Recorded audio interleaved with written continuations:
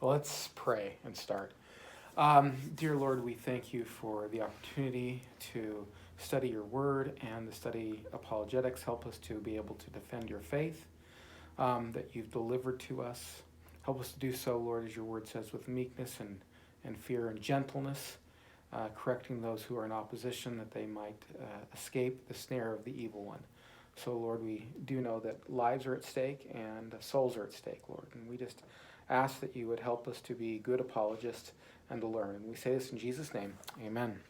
All right, well, are there any questions up to this point about what we've studied so far? I'm going to take a little bit of a time for a review. And the reason why I want to take a little bit of a time for review is because up to this point, we've kind of just laid a foundation, and we've talked a little bit about the different kinds of apologetics, why we do presuppositional apologetics, and then we've kind of used atheism and evolution as our kind of first example of how we do that. And tonight, by God's grace, we're going to be getting into comparative religions, kind of starting hopefully from the furthest of Christianity and then moving towards Christianity in our lectures to come. But what did we say were the three types of apologetic systems? At least the three that we talked about. There are more than three, by the way. And it depends on how you break them apart, too.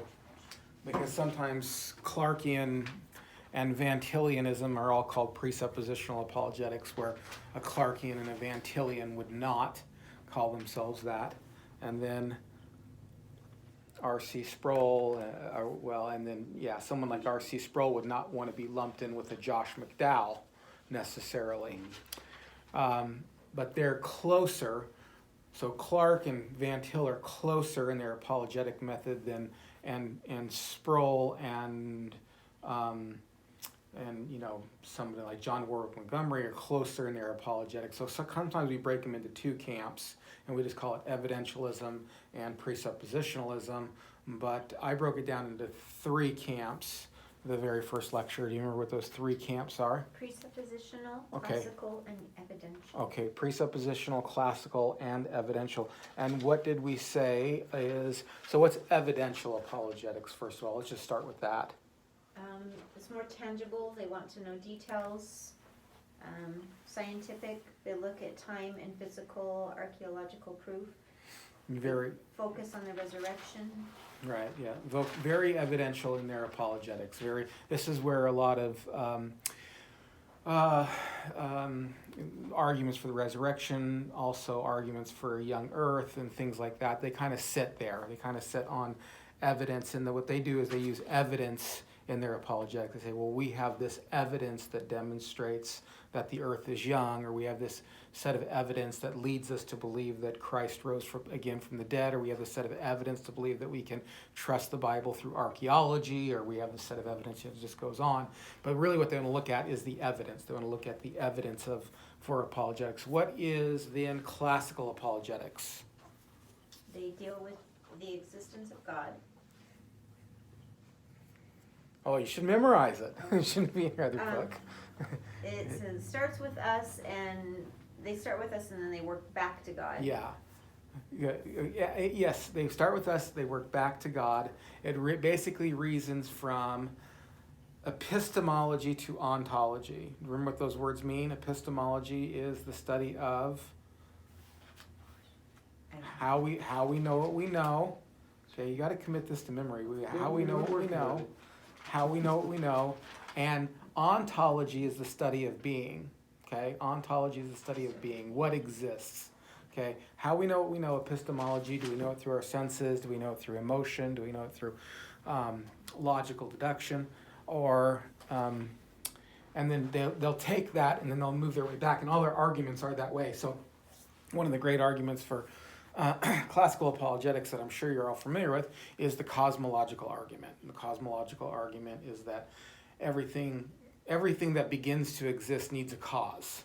Okay, and then therefore you're sitting here and you needed a cause, and that thing that's set, needs a cause, and this is a cause, till finally you get to an uncaused cause. Okay, so they move from epistemology to a something that exists within itself, to an ontology, okay, to a study of being, or the immovable, or the first mover. We have movement, like I just moved this. Okay, this didn't move on its own. I moved this. What moved me? Well, or what gave me the power of motion? Well, I got it from my parents, and so forth. And things are moving in this universe. How did this move? How did this move?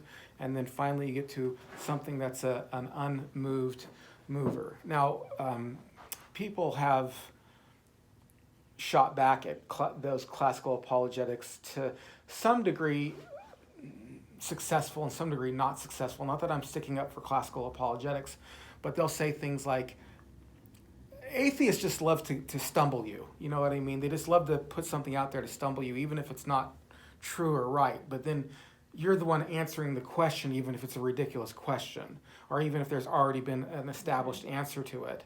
So they'll say things like, well, if everything needs a cause, then doesn't God need a cause? Say, no, only effects need causes. But you see, even in that, you're already on the defensive at that point. You having him answer, asking you the question, then you've got to kind of jump through his hoops, and then he's not satisfied with it. He doesn't care that you have a good answer. He just cares that you have. Now, and again, allows them to drag right. you down bunny trails. Right. One of the reasons it's called classical apologetics too is because it comes from methods that are classic in nature, that are non-Christian, like from the Greco-Roman world. These were all arguments that were developed by Plato and developed by Aristotle, and they didn't have any affiliation with Christianity. And later Christians adopted these methods and then used them in their worldview. So that's why it's called classical apologetics. So it kind of goes back to the classics. At least one of the reasons it's called classical apologetics. And some of them, I agree, will get you beyond this world. They really will get you beyond this world. But they assume things that I'm not happy with, that I don't think Christians should be happy with, like the autonomous ability of man to reason, and doesn't take into account the fact that we're fallen creatures. So that's the biggest problem that I have with it, is it really just kind of says, like, you're good as far as you go, I'm good as far as I go, and if we have this neutral ground, and if you would just use your reason properly, and just like I'm using my reason, you'd get back to where I am with God. But the presuppositional apologetic is different in that it assumes the entirety of the Christian worldview up front. And it doesn't piecemeal Christianity out, kind of like a really cool Lego set. It's kind of like what classical apologetics and evidential apologetics is.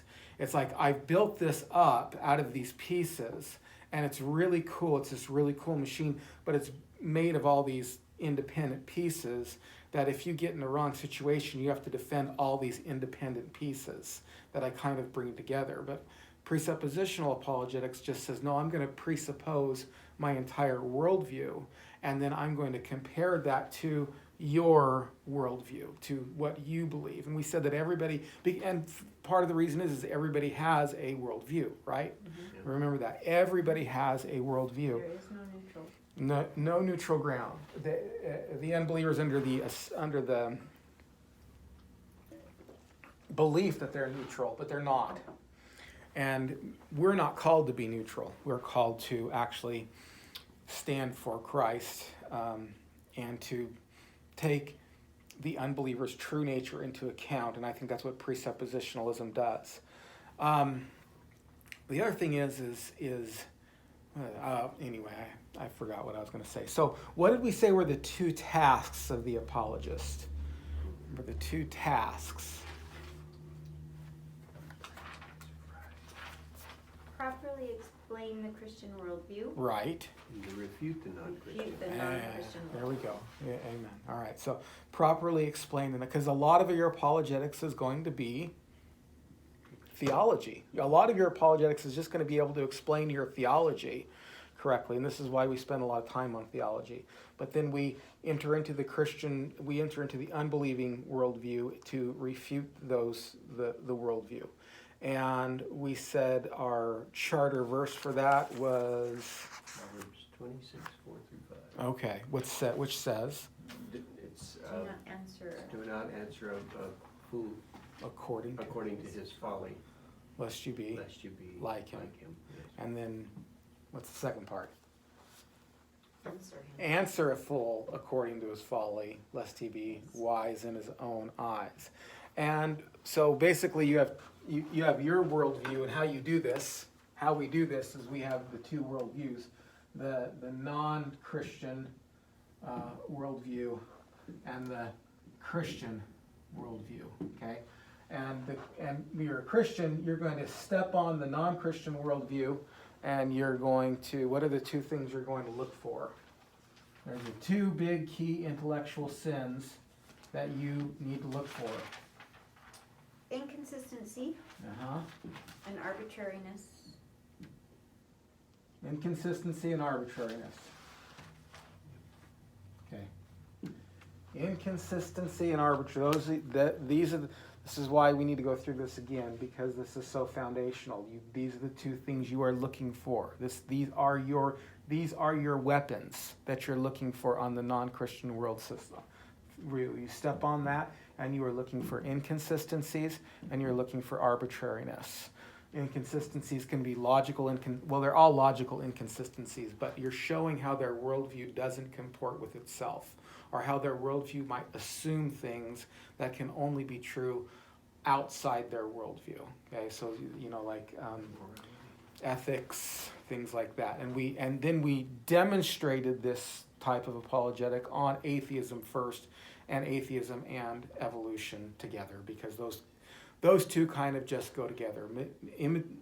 Materialistic atheism just draws heavily upon evolution. And real quickly about the atheist. What's a worldview, by the way? Give me a just you don't have to give me a technical definition, but what's a worldview? It is like your, oh my gosh, belief structure, Your belief structure, right? Yeah. It's what you view all of life in. It's how you account for everything, even the facts. And how you view facts will be interpreted largely by your worldview. It just will.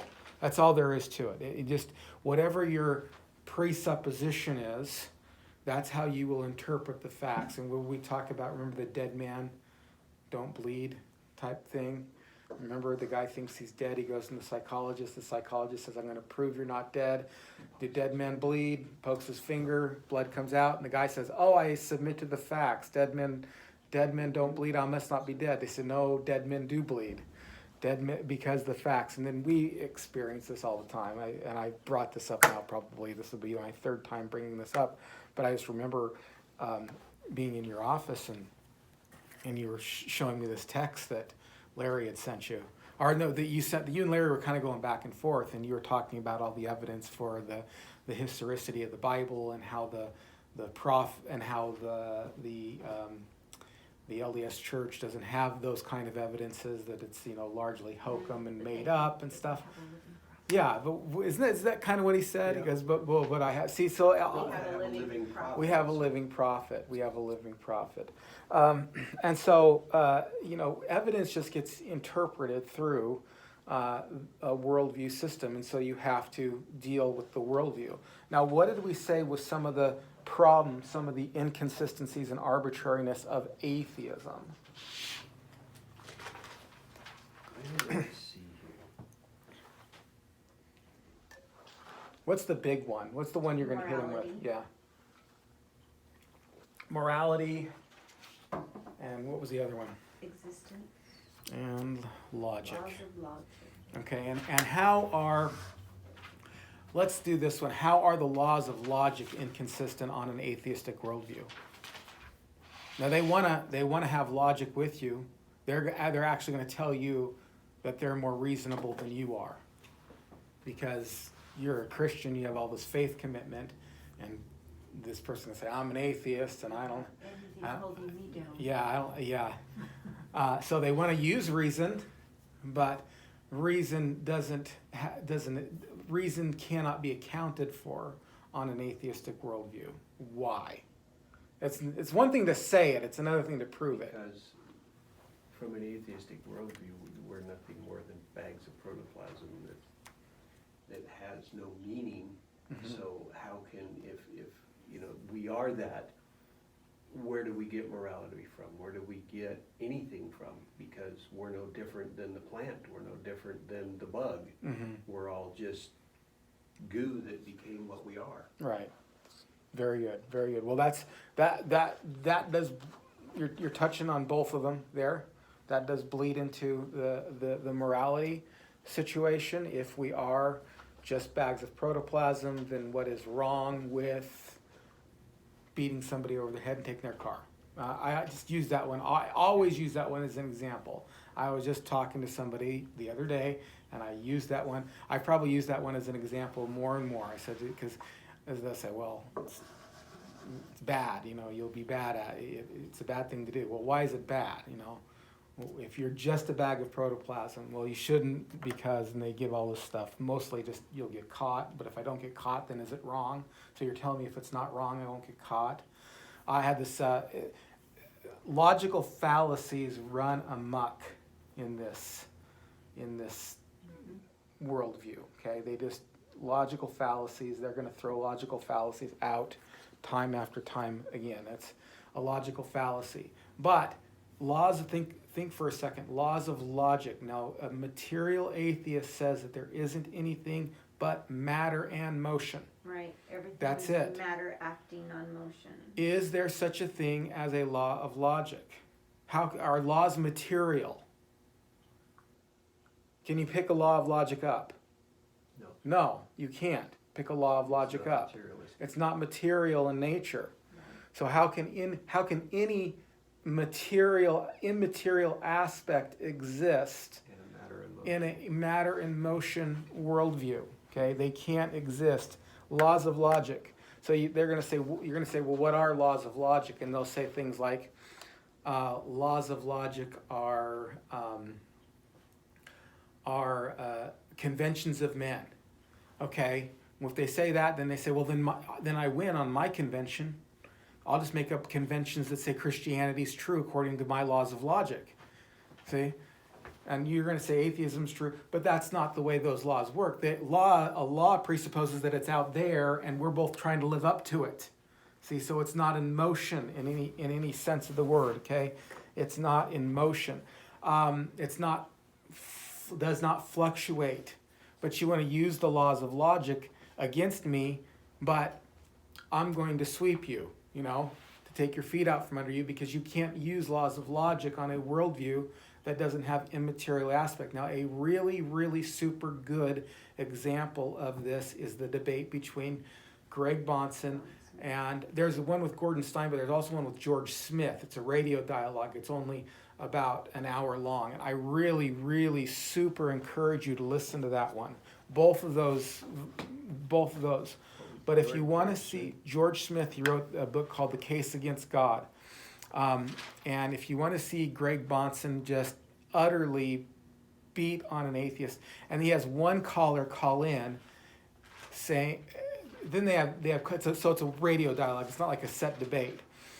And at the end of this debate, he has this radio caller atheist guy call in. And up to this point, Greg Bonson's kind of nice. He's kind of nice. He's firm, but he's nice with the other guy.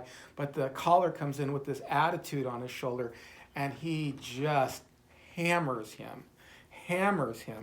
And it's so good, but the idea that you need logic in order to argue, and the very fact that an atheist worldview can't account for the laws of logic, therefore you lost the debate by showing up to the debate, is a great example. Okay, real quickly, and I know we're covering all this stuff again, but I really want you to ingrain this, to feel this in your soul, so that when you're looking at a worldview, you're going, oh, that's the inconsistency, that's the arbitrariness, that's where I'm going to, because we're doing worldview apologetics. But when we talk about evolution, they're going to bring up evolution. And we said that I've said this before too. I always ask them, you believe in evolution? What kind of evolution do you believe in? And they've never given a good answer to that. They always just Evolution. just evolution. Also, but there are different kinds of evolution. Then I always ask them, what's your best evidence for evolution? What do you think your best evidence for evolution is? Now, sometimes you might get an answer back. Not often. A lot of times because people just assume that they live like on faith that they could accuse you of living on. Because they just assume that some professor somewhere is going to be able to name the evolution, the evidence for that evolution, but they normally can't. But the best one that I've ever heard is the fact that we are genetically similar to apes. 95% similarity. And we said that is and you've got it right there. You can see it on your paper at the top right there. Mm-hmm. That is a violation of the law of logic. And when it comes to evolution, they just flood with illogical arguments. All kinds of illogical arguments. Reification, the no true Scotsman fallacy. I'm not going to be able to go through all these again because we got to get on with it. But whenever you see a logical argument, there's no need to go any further. Just point out the logical argument. Just reduce them to absurdity on the logical argument. Say, well, can you give me something that's not an illogical argument? Can you provide that for me? Because all you're giving me is logical inaccuracies, and you can point those out, of course. And some of them range from a little bit sophisticated. You might have to know something about the laws of logic, like modus ponens. But some of them not. Some of them they'll do things like ad hominem attacks, which means to the man. They'll say something like, "Well, you're just a Christian because you were brought up in a Christian home." Well, that's really an ad hominem attack. You say, "Well, yeah, I might be, but that has nothing to do with my arguments for Christianity or my arguments against atheism. It really has anything to do with that." They're attacking you they're attacking you rather than your argument. It's like saying the only reason you believe in the times tables is because you learned them in school. It's like, well, yeah, I learned them in school, but that doesn't mean they're not true. There's nothing to do with whether or not they're true. Where I learned something has no bearing on what it is that I have learned. All right. So atheism. Now, there are other religious systems out there besides atheism. There are other worldviews that are going to compete for your, what am I trying to say? Your intellectual commitment. Your intellectual commitment. And here is how we are going to define the rest of this course. So basically, you have about 4 different kinds of different worldviews that are non-atheistic. Okay, so non-atheistic worldviews. So we dealt with atheism and evolution. Now, evolution's a little tricky because you might find people down the line who believe in evolution as well. So just be aware of that. So the first one is going to be what's called transcendent mysticism. Okay? So religions of transcendent mysticism. The second one is going to be eminent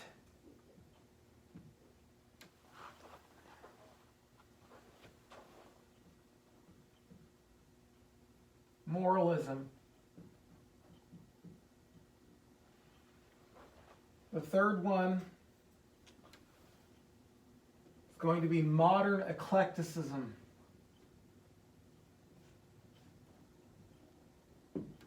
We'll break each one of these down.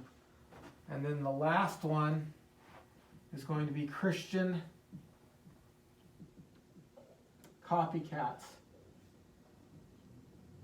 They ape Christianity in some way. The cults will fit in here, but more than just the cults will fit in here, though. Anything that kind of apes Christianity in some general way. Islam, for example, wouldn't be considered a cult. Catholicism wouldn't be considered a cult, but it apes Christianity in some way. They try to look like Christianity in some manner. So transcendent mysticism probably, and I'm not going to be able to go through every religion that believes in transcendent mysticism, every religion that believes in eminent moralism. You understand? What I'm gonna try to do is give you like the main one, like maybe the toughest kid on the block, and then if you can kind of see how this method applies to that, then you'd be able to carry it around, because they're all kind of like cousins. They're all kind of like, these ones are like brothers and sisters of each other or whatever. So they all kind of relate. They'll all kind of have the same problems. Transcendent mysticism would be a religion like Hinduism. So Hinduism believes that life it's otherworldly. It transcends what we're doing, and it's out there somewhere. Okay, it transcends. So the Hinduism is going to be our one we're going to look at here. The next one, eminent moralism, would be a religion like Buddhism. Buddhism is a very here and now religion. Most forms of Buddhism don't even believe in God, which is weird because Buddha said that he saw a deity in order to get this, like climbing up on the roof with a ladder, then thrown the ladder away and said the ladder never existed. But despite that, these people are very outward. They're very up there. They're in the stars. They're in the sky. It's something that's, the meditations and all that stuff. These people are into living the life right now. Eminent moralism. I want to do good here in the now, and it'll affect me, but I really want to do my best to do the best I can do now. Okay. Modern eclecticism, probably, this is going to vary from person to person. The one that we'll look at is New Age philosophy. Because New Age philosophy, where it's not even close to as popular as it was when I was a kid. But I mean, it was huge. It was huge. In some aspects still exists. And I call it modern eclecticism because it's a modern look. It kind of like draws upon all kinds, some aspects of Christianity, some aspects. You even find, I would even dare to say you find Mormons here more often than you even do here. Mormonism kind of almost just feeds into part of what they believe. It's like, might be the main part, but they'll say like, oh, I'll draw upon Hinduism and Buddhism and Confucianism and Platonism and all this stuff to kind of create my own worldview. It's not that any aspect is modern. It really isn't that any aspect is modern. It's more that it's a modern take. It's a modern. It happened recently. New and improved New Ageism. Yeah, that's a good way to put it. New and improved New Ageism. But we'll talk about New Ageism. And then Christian counterfeits would be anything that kind of, it looks more like Christianity than these other ones. These other ones don't really look like Christianity at all. Be like SDAs, Mormonism, J-Dubs. So you would have the cults would be part of that. So Seventh-day Adventists, Jehovah's Witness, Christadelphians, Mormons, a whole raft of little ones that you haven't even heard of. Those would be cults. Other ones would be like degenerative Christian religions, where I would consider it Catholicism to be a degenerative Christian religion, something that could have been Christian at one time, but got into heresy, and then it's not Christian anymore. Okay, but there's a large part of it that still might look Christian. And then the third one of that I would say is like Christian copycats.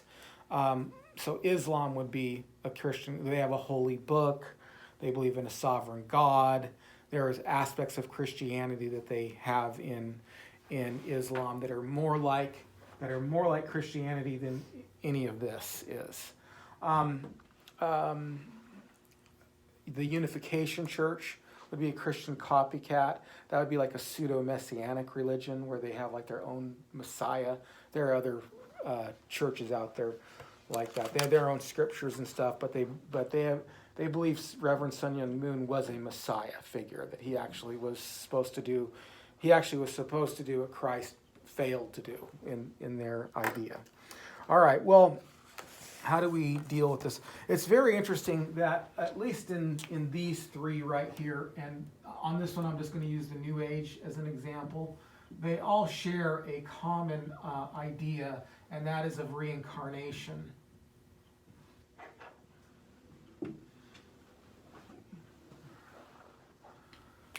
And I'm going to get to reincarnation in a minute here, but there's I want to give you some stuff that's really fundamental in each one of these that just kind of rip the guts out of it. So in Hinduism, let me just give you Hinduism as the example. In Hinduism, they will say to you things like, the problem with the world, so the problem that we have with this world is we think in terms of separation. We think in terms of distinction. And all distinction is illusionary. And so that's where all the problems from this world come from. And the more you realize through meditation, through yoga practice, through whatever it is, that we're really all one, the closer you get to that one. And illusion is just an invention. But that's the problem, you see. If we're really separated, then that creates greed. That's what they look at as the problem in this world, is this idea of separation, and that separation is an illusion. And that as soon as you shed this idea of separation, that you will become one with the universe. And they really believe that, for these people, reincarnation is not a good thing. In the New Age, it is, because the New Age kind of tied it to the idea of progression. It's going to be cool to come back as a billionaire in my next life, or as a whatever in my next life. In Hinduism, reincarnation is a horrible thing. You They don't. didn't get it right. Yeah, you have to come back, and you might come back as a lower life form, and you might, it's really a horrible thing. But they've just, right now, what I've given you is the death of Hinduism as it speaks. Here's why, okay? It's like saying, so for example, it's like saying there are no absolutes. When somebody says there are no absolutes, you always say, Absolutely sure. it's a self-refuting proposition, right? Okay. So here's the self-refuting proposition. There are no distinctions. There is a distinction between nirvana and maya. Maya is the world of illusion. Nirvana is when you become one. Okay. Wait a minute. You just told me there was no distinctions. If there are no distinctions, then how is there a distinction between maya and nirvana? So you've just cut off the branch you were sitting on. If there are no distinctions, then what am I worried about getting to nirvana for? Why am I worried about shedding this world of distinctions? You see, they can't live out what they believe. They've just philosophically undergirded themselves. There are no distinctions. Well, then there are no distinctions. And you're telling me so is there a distinction or isn't there a distinction? And that's what you're going to force them with. That's the inconsistency. That's the one of many inconsistencies on their worldview that they have. But that, again, is an example of the kind of thing, because they're not just going to lay that out for you, just like I didn't lay that out for you. I wrapped it up at the end there, but they're going to say things like, there are no distinctions. That's the problem with this world, is there's no distinctions. And, as soon as you say, wait a minute, you're telling me that you're saying there's no distinction, but you're saying what I'm in right now is this world of illusion, and I want to escape the world of illusion and get to nirvana. So you're telling me there is a distinction between this world and the world of nirvana? Yes. Well, I thought you just said there are no distinctions.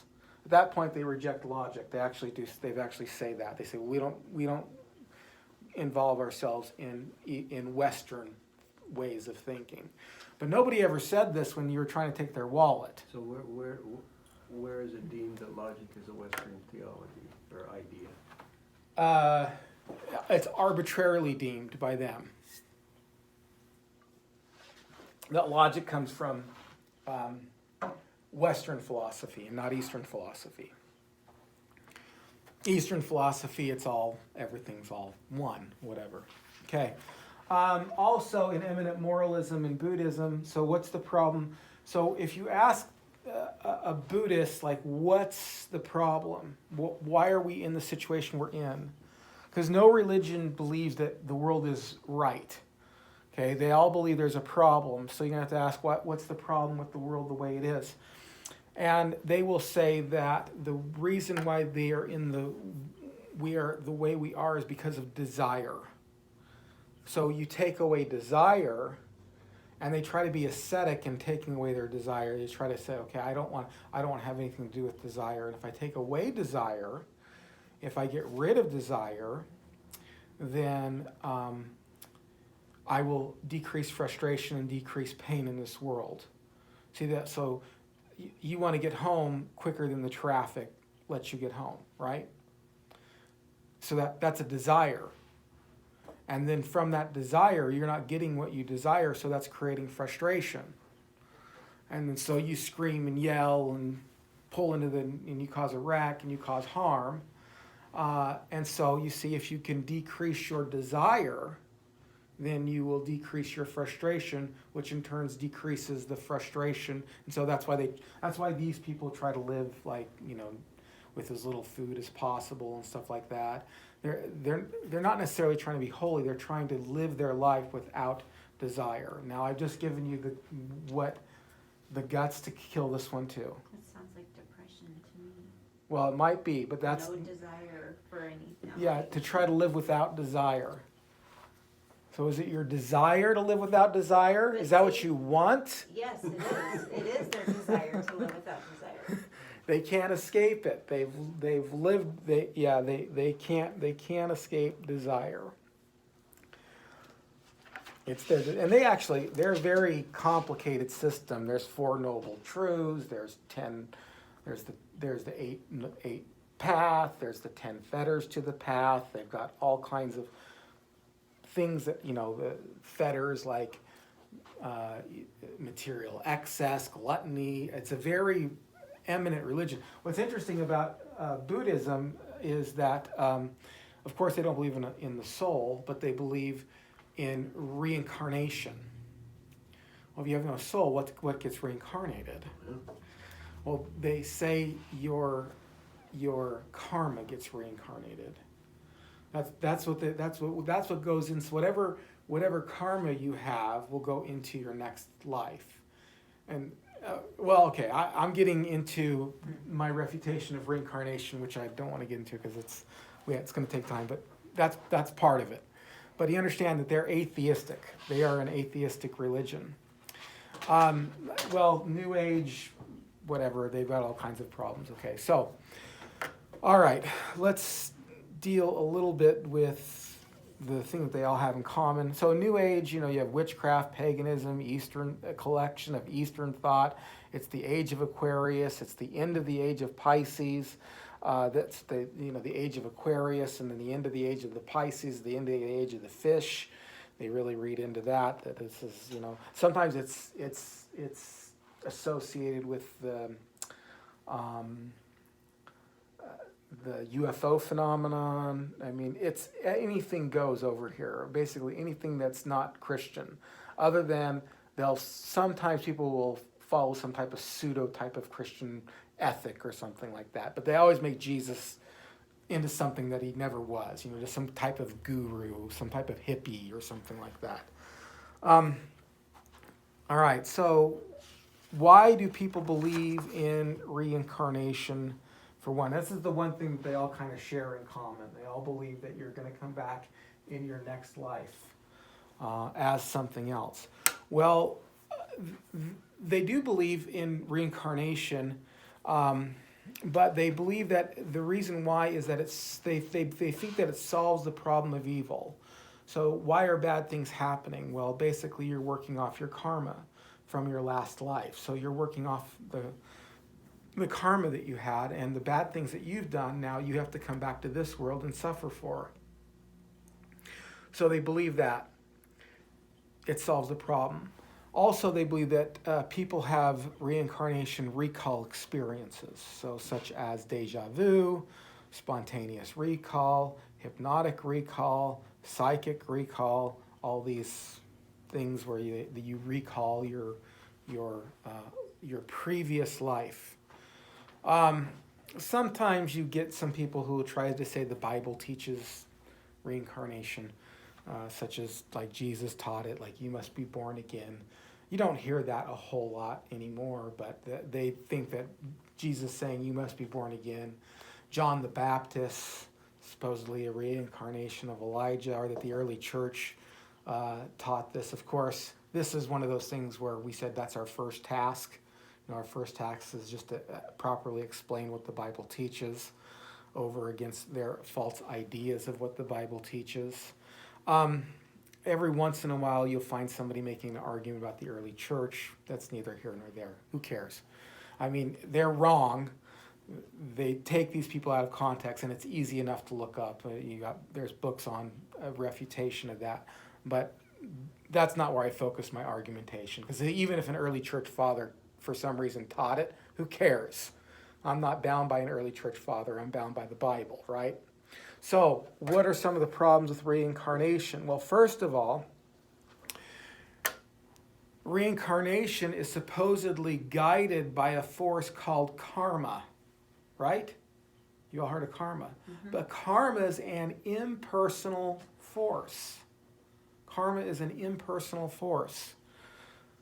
How can an impersonal force, now an impersonal force doesn't have a mind, so a lot of times they'll liken the universe to like a guitar, like a guitar sitting there, and you tap on it and it'll vibrate, right? It'll vibrate. It'll make this vibration, and they'll say like, well, you're tapping on the universe, and the vibration you make is going to go over into a horny toad or something, or whatever it is that they think that you are. Well, okay, not quite. How is an impersonal force making such complex decisions? Whether or not you come back as a male or a female or black or white or Hispanic or a cow or a dog, that's a pretty complex situation. So if I had somebody who believed that, I'd say, please tell me, Mr. Reincarnation person, about this force called karma. How does it make such complex decisions? The second thing is it makes ethical evaluations. So it makes complex decisions, but it also makes ethical evaluations. So it's making these complex decisions based on a series of ethics. So again, how does an impersonal force such as karma make such complex decisions? The second problem with this is, so the first problem is that they're attributing personal ability to an impersonal force. That's those two things. That's the big deal. They're attributing a personal ability to an impersonal force called karma. The second thing is it doesn't solve the problem of evil. It does not solve the problem of evil because it can't account to the first. As a matter of fact, it perpetuates evil. So because I shot somebody, so what? I have to come back and be shot by somebody? Well, then that person has to come. Yeah, it perpetuates evil. It doesn't help evil. It perpetuates evil. Another way that it doesn't solve evil is that sometimes they'll say like, well, you have to come back and be a dog or something like that. But how can a dog moved up to the next life and now is a person? I was trying to think of something better than a dog, and I can't. The only thing better than a dog is a person. So let's say there's a cat, and then the cat had to come back and he was a good cat, and the cat came back and became a dog. So we'll do that to stop at the person level. But cats aren't good or bad. They're not. They're just cats. They're cats. They're good and bad because we've socialized. We deemed it as such. That as such, as good and what bad. I think is a good trait in my cat. You might go, oh my gosh. Right. Oh, but just cats out in the wild. How did a cat out in the wild become a good cat? And then therefore he climbed the ladder to become. Was he a giving cat? Did he, How could it share have been his a bad cat that mouse? had to do something over again? 'Cause Right. It was just living the way it was supposed to. Yeah, it's just that's just what cats do, really, Yeah, quite how can honestly. it be a bad cat? It did exactly what it was created to do. We had this little dog. It was his name was Madison. He was a long-haired wiener dog. He was like half dachshund, half something else. I can't, Cocker Spaniel or something. But basically, he just looked like a little wiener dog with long hair. Now that dog would not survive out in the wild at all. He was, and as a result, he's a scavenger. That was his nature, scavenger. So you leave food down, and it's going to eat your food. And he didn't really have too much, problems with that. But I would say bad dog, right? Bad dog. But he's not really a bad dog. That's really, I don't want him to do that. But just according to what he lives by, that's the only way he could survive is just being a scavenger. He's not going to be able to hunt. There's no way he's going to be able to bring an antelope down or anything like that. The only thing that he can do is be a scavenger out in the wild. So in other words, your dog was a bad cat. Yes. Didn't bring down an antelope. The arbitrary nature of this, and this is another problem, so this, you got number 2 or 3, I think this is the third one, is that reincarnation is an arbitrary concept. It's totally arbitrary.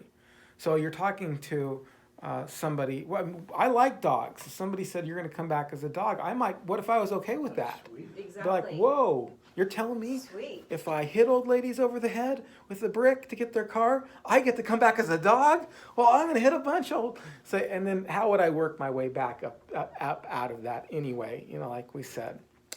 A couple of factual problems with reincarnation, but that is a problem. You say, oh no, you shouldn't be. Well, why shouldn't I be? Well, you shouldn't want to come back as a dog. Why not? Well, because dogs are lesser. Well, according to you, but according to me, they're great. I love dogs. It'd be like telling me coming back as a hummingbird was a Yeah. bad thing. I'm like, no, No, it's not. It'd be a awesome thing. Yeah. It would be. Yes. I could dive bomb the bad cat. And not get eaten, Yeah. hopefully. Yeah. Yeah. So anyway, it's completely arbitrary. So not only are these forms inconsistent in that they have self-refuting ideas, and that the whole idea of karma is a self-refuting idea because karma, which is impersonal, can't make personal decisions. That's a self-refuting idea. It's arbitrary in that, well, big deal. What if I don't want to come back? What if I want to come back as a cat or a dog or a dolphin or a hummingbird or whatever?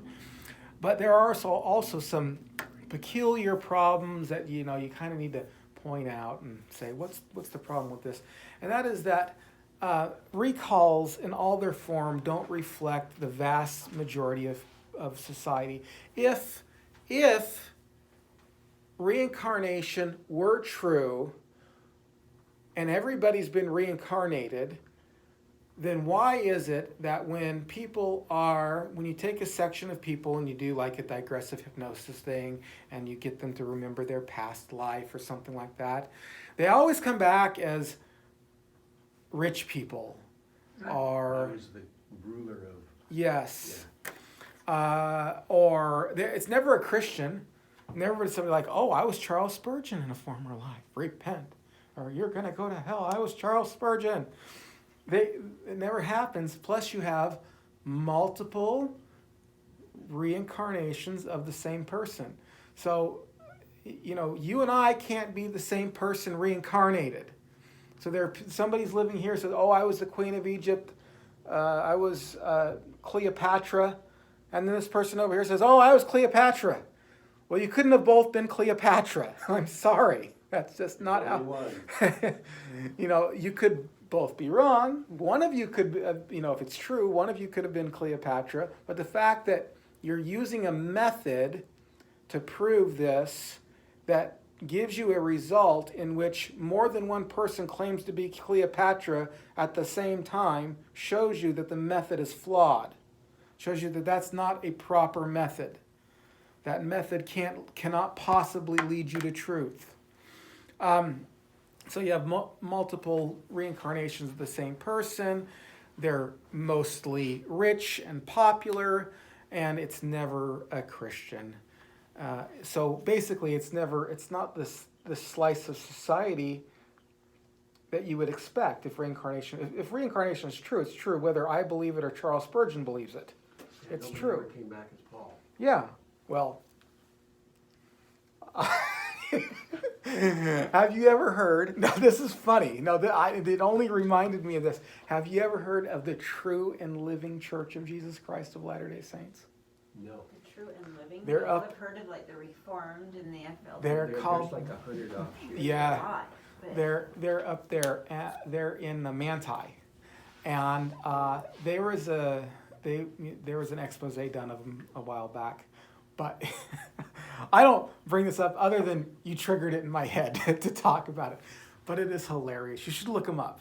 The main guy believes that he was a reincarnation of Peter and Joseph Smith and is now the current prophet.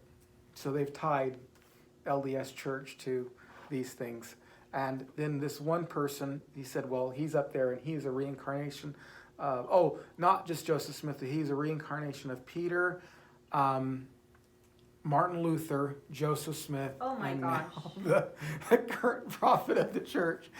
All together at one time. Yes, and then this is a true story. What's the name of this church? The True and Living Church of Jesus Christ of Latter-day Saints. And they're in Manti, or up that area-ish. And the one guy said he was Thomas. And they asked him about that. Well, this said, Did he say, my but Lord. I'm not sure? No. That's a good one. Said, my Lord and my God, where he pointed that out to Thomas, the guy was talking to him. And this is what he literally said. He said, well, I don't remember saying that. I don't remember saying that. Well, then, you must not have said it. All right, last one on this, and that is Wow. some of the best cases turn out to be inaccurate. Some of the best cases of reincarnation turn out to be inaccurate. Bridie McMurphy was under hypnotic recall, and she was memorized, and she knew things that you couldn't possibly know. There were books written about her and articles and everything. And I think this was back in the 70s, and she claimed that she was a reincarnation of somebody, believe in Ireland. And she would tell these stories, and she'd be able to speak Gaelic. And it was very, very wow. It was like, whoa, if there's ever an evidence for somebody who's reincarnated. What was her name? Bridie Murphy, BRIDEYMURPHY, Bridie Murphy. So she was able to, again, speak. Well, what happened, they had an investigative reporter, and he did some investigating. In this documented case, when she was a very young, now you know that you have a lot in your head, right? You do know this, that even under It's hypnotic, untapped. yeah, Yes. that's under hypnotic recall, you can know your friends' first and last name, something their mother said offhand. You can know all that. It's all in there somewhere. Everything that's ever happened, is it just that we corrupt files and stuff? Well, when she was 4 years old, they were from Ireland, And the mother had a friend across the street who would come over and tell stories about her childhood back in Ireland. And she just picked those up. And then later in life, under hypnotic recall, she was able to recall everything that person said. But she was really that person. So they found that person. And they said, oh, no. She's like, no, yes. I used to tell, and she said, I used to tell these stories. She was 4 years old. I'd come over to her house. Her mother and I would have tea, and we'd sit down and talk about the old days back in Ireland. Like, whoa. You know, or is it mother or grandmother? I can't remember which it was.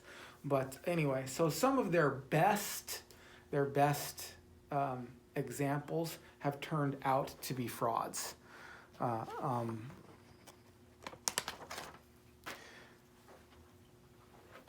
Stepping back on the Christian worldview in closing, the Christian worldview is a better answer for these things. Because the Christian worldview's answer for sin is the atonement.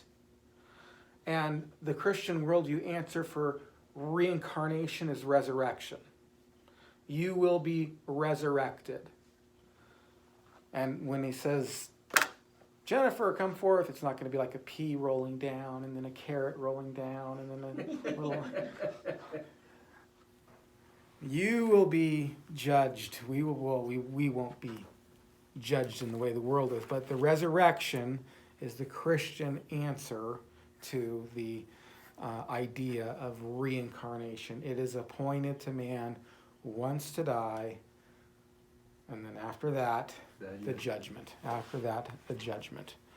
All right. Any questions about this? Did he answer? Yeah, he did. He says, I spaced it out doing too many things around here, and I'm trying to figure out what I'm doing for work. So it sounds like he's no longer at